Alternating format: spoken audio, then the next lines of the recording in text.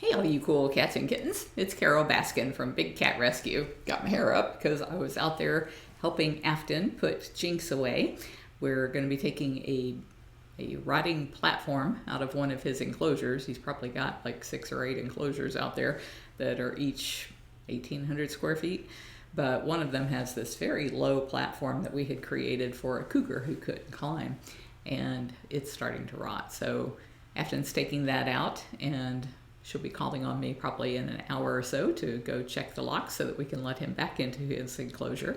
That's how it goes here. Whenever we do go in a cage with a big cat, then the operations manager will contact us. We come out to make sure that the cat has been secured, and then we open up the cage for the people to do the work in there. And then after everybody's out, the operations manager locks everything up, calls either me or Jamie out there to make sure that everything is safe, and then we can let the cat back into their space.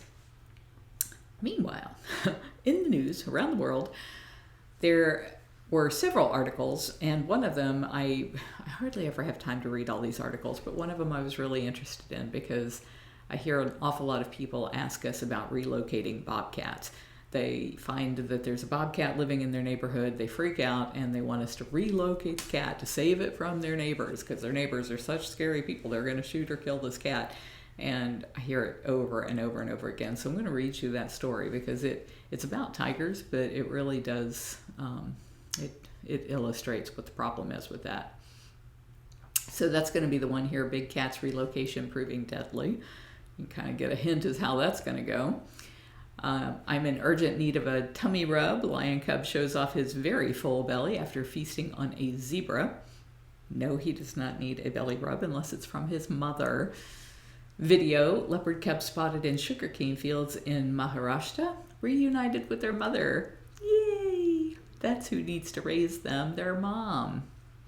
Why a new jaguar sighting near the Arizona-Mexico border gives experts hope. Love that. And there is a petition. It's called Trafficking Baby Wild Animals Isn't Cool, no matter what Instagram influencers suggest. And so last time I looked, this says there were 92,793 signatures on this petition. Let's get them over 100,000. So when you go to bigcatrescue.org/news, this is this one up here with this moron with a white tiger cub in his lap. Just click on the link up here and it will take you to that petition where you can ask Instagram to quit allowing that. You know, if people couldn't show off, they wouldn't do it. And then these cubs wouldn't be bred, exploited, harmed, and then killed. You can put an end to that horrible cycle. So, why is it that relocating big cats never works? And I want to read you this because I thought they did a really good job of it.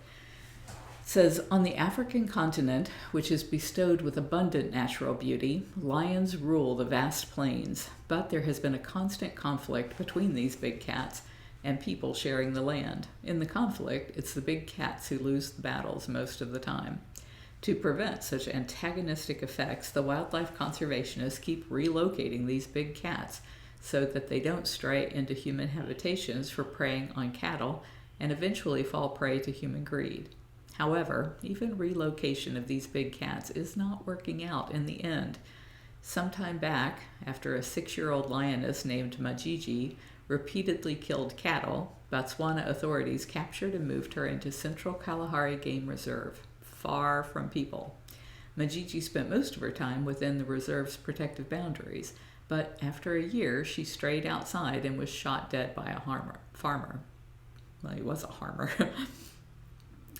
New research confirmed that Majiji's unfortunate story is the norm for many relocated lions. For decades, wildlife managers in a number of African countries have used translocation as a humane way to deal with lions that repeatedly kill livestock. Lions that attack people are euthanized. But the new research shows that after lions are moved, most continue to prey on livestock and endanger villagers' livelihoods. Majority of the 13 translocated lions that were monitored by a team of scientists in Botswana died within a year of being moved. Some were killed by people, while others likely succumbed to the stress. Across Africa, lion numbers have fallen by 43% in the past 2 decades. Yeah, during that period of time when petting cubs was so popular, this has been the result. 43% of the lions are gone.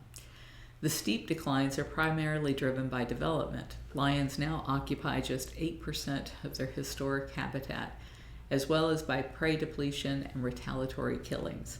Similarly, in India, the tiger relocation project was initiated in 2018, wherein 2 big cats, a male, Mahavar, from Kanha Tiger Reserve, and a female, Sundari, from Bandhavgarh, from Madhya Pradesh, were relocated to Satkosia Tiger Reserve in Odisha to shore up the tiger population in the state. The project ran into trouble within weeks. Villagers living on the fringes of the reserve protested the arrival of the tigers. The matter eventually snowballed into a political issue. Forest officials were attacked by irate tribals as they were displaced from Raigodia in the core area of Sariali on the outskirts of the reserve. Within months of the translocation, Mahavar was killed by poachers. Later, authorities had to shift Sundari to an enclosure as she killed 2 villagers. Subsequently, the project was suspended. Translocation of problem-causing carnivores, from tigers in India to wolves in the United States, delivers mixed or discouraging results. In 1997, that was a long time ago, a 1997 review of studies from around the world found that most large carnivores try to return home. Yeah, we've been saying that since 1997 for sure, even if it means traveling hundreds of miles or die trying. A 2011 investigation of 10 carnivore species likewise concluded that relocating animals tends to be more costly and less effective than alternative solutions. Research on the big cat species in Botswana reflects these global findings. One study showed that 3 of 4 translocated leopards died, and the 4th resumed killing livestock. Another paper revealed that only 2 of the 11 cheetahs survived for more than a year after they were moved. Translocation basically equates to carnivore dumping and hoping for the best outcome, says Lise Hansen of the Kwando Carnivore Project in Namibia. So what they didn't talk about here, and I think is really the bigger issue, is the fact that once these cats have been habituated to people, that's when they become problematic. And they become habituated to people because people pet them, people play with them, people think that because they have done that these cats in the wild therefore are cute, cuddly animals that they can have their pictures made with in the wild. And so they keep going closer and closer to these animals, driving their jeeps and their cars close to the animals, so that the animals have lost their fear of humans. And when animals lose their fear of humans, our prey, our livestock, is easy prey for those cats. They don't typically want to eat people. They want to eat our livestock, and that's easy for them if people don't do proper things to manage and take care of their own livestock. So by doing this, it's causing the extinction of all of these animals by all of these people who are out there on their wildlife safari getting the picture of a lifetime. They are disrupting the natural way of these animals. And then when officials have tried to take them out of these dangerous situations and take them as far away from people as they possibly can, as you heard in the article, they still come back, they still do the same things. So we need to change our behavior because the cats are just being cats.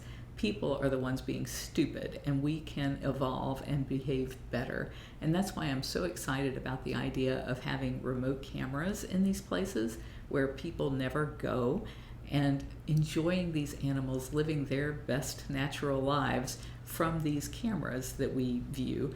And also you hear all of these people killing the animals as retaliatory actions for losing livestock. Well, what if instead of livestock, they made their money from taking care of those cameras and making sure that those cameras were in the best places and that the animals were the least disturbed in those areas?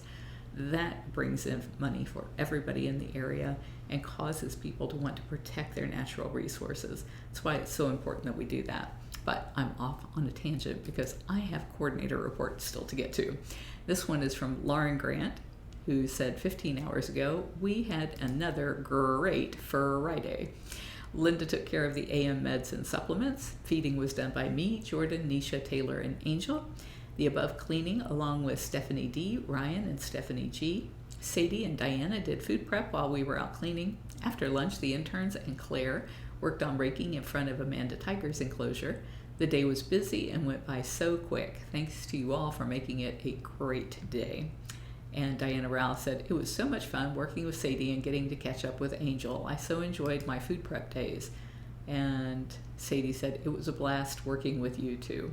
I also have one from Lauren Buckingham from March 25th saying, fabulous Thursday as always. Marie and Mark started the day as usual with meds and supplements.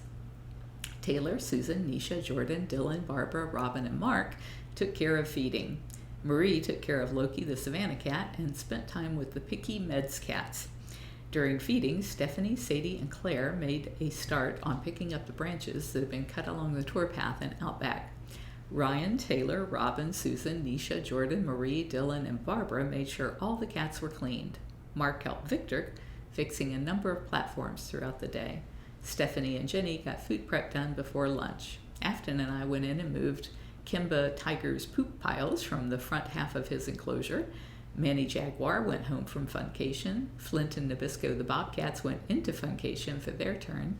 Marie did PM blood sickles and Dylan did PM supplements. A number of keepers went out to work with their operant conditioning cats, and sign-offs were done for those that needed them.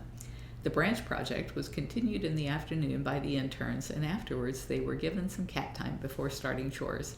Catherine finished the day with PM Meds. Thank you all again, and see you next week.